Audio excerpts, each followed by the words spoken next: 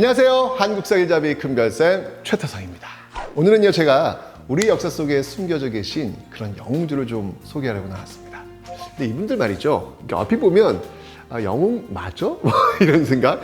그래서 제가 숨겨진 영웅이라고 말씀을 드리는 겁니다. 여러분의 꿈은요, 명사가 아니라 동사여야 합니다. 무슨 말이냐면요, 여러분 물어보면 제 꿈은 판사요, 뭐 의사요, 선생님이요, 뭐 잘나가는 사업가요, 이런 직업, 명사로 된 꿈이 아니라 판사가 돼서 사회정의를 어떻게 실현할 것인지, 내가 교사가 돼서 내 학생들이 훌륭하게 성장하도록 어떻게 가르칠 것인지에 대한 구체적인 꿈, 바로 이 동사의 꿈을 꾸셔야 한다는 말입니다. 제가 오늘 소개할 세 분은요, 사실 이게 명사로 보면 좀 실패한 듯 보이기도 하겠지만 이분들의 삶을 동사로 써놓고 보면요, 완전히 확 달라집니다.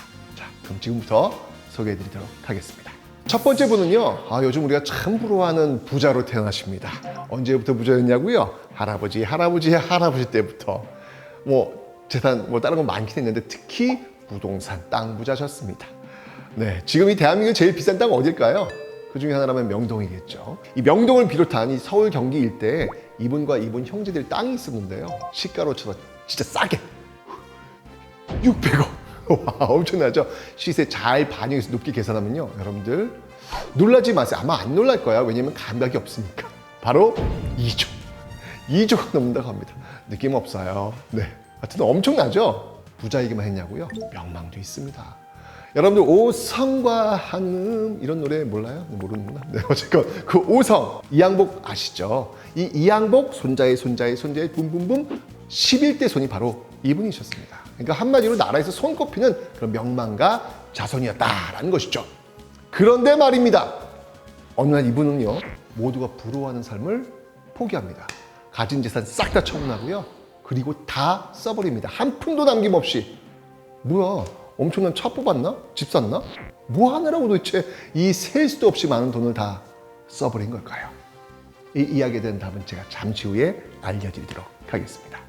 지금도 이제 법조인이라고 하면 우와 이렇게 하죠. 두 번째로 소개할 분이 바로 법조인 되고자 정말 노력했던 그런 분입니다. 이분은요, 1906년에 양정우수 법률학부에 입학하셔가지고 근대 법률을 배우셨고, 우리 땅에서 첫 번째로 실시한 1910년 사법고시 시험에 패스합니다. 그러니까 이 말인즉슨 수년간 이 법관이 되고자 학교도 다니고 열심히 공부도 하셨다라는 말이죠.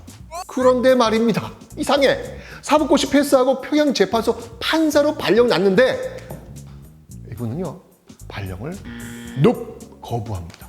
뭐야, 자기가 꿈꿨을 판사라는 직업을 왜 거부하지?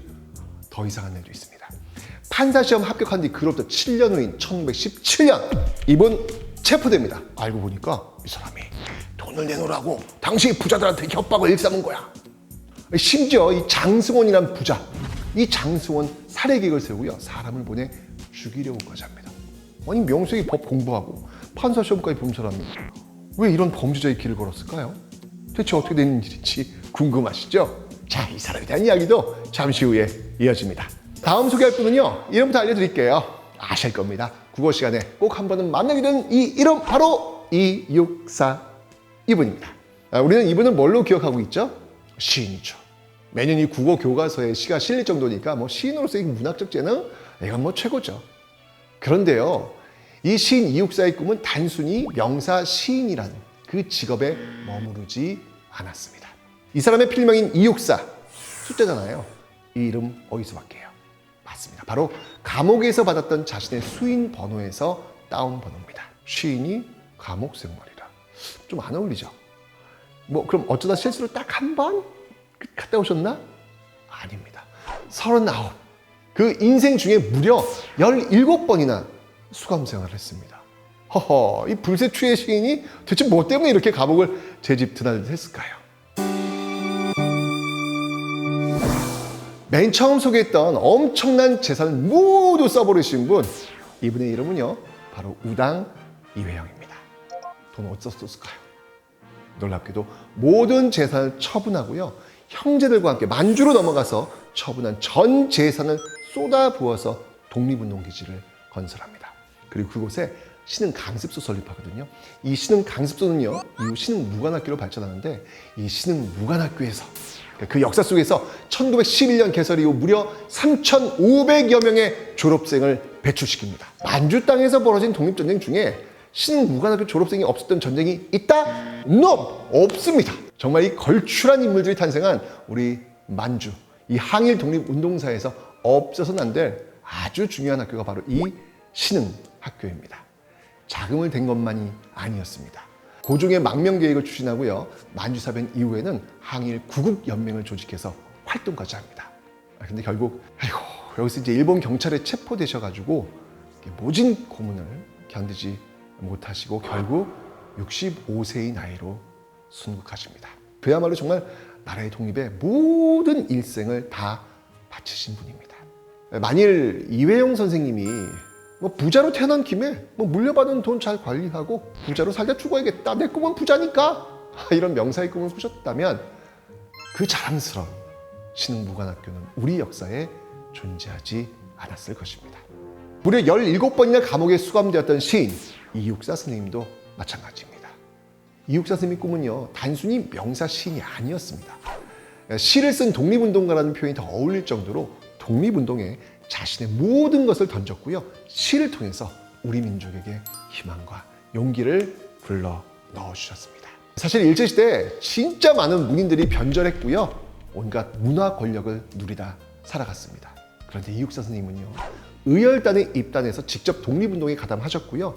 저항을 삶으로 실천하신 분입니다. 대나무로 이 살점 떼어내는 고문 속에서도 끝까지 변절하지 않으신 분입니다. 오늘 정말 우리에게 이분은 왜 이토록 가슴을 울리는 걸까요? 바로 17번이나 옥고를 치르는 고통을 겪으시면서도 끝까지 독립에 대한 희망을 놓치지 않고 그것을 자신의 시로 표현했기 때문입니다. 단순히 시를 잘 써서? 그건 아니죠. 자신이 남긴 시가 외치는 바를 직접 실천했기 때문입니다. 이육사 스님이 살아온 삶 그 자체가 바로 불이항구하는 시 그 자체였기 때문입니다. 이 판사로 발령났다가 협박과 살인교사로 체포된 이분 이야기 한번 해볼까요? 이분의 성함은 바로 고헌 박상진입니다. 이분이 저지른 죄목 한번 보죠. 이 돈을 달라고 누굴 협박했냐면 당시 조선 부자들이었어요. 그런데 단순한 부자가 아니었습니다.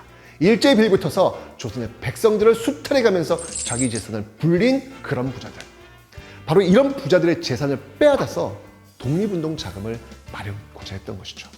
이 박상진 선생님이 사례개혁을 세웠던 장승원, 이 사람 어떤 사람인 줄 아세요? 이 사람은요, 박상진의 선생님에게 이 독립자금을 내겠다 약속했던 그런 사람이에요.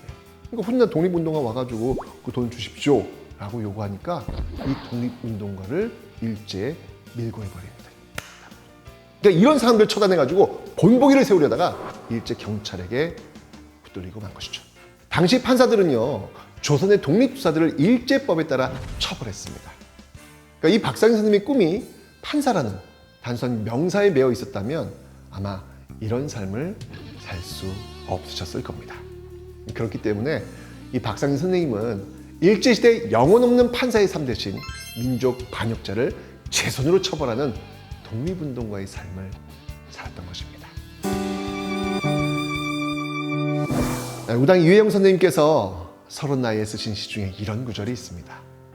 세상에 풍우는 많고 해와 다른 사람을 몰아붙이는데 한 번의 젊은 나이 어찌할 것인가. 다시 말하면 한 번뿐인 인생 어떻게 살 것이냐는 질문입니다. 이분들은 과연 이 질문에 어떤 답을 내리셨을까요?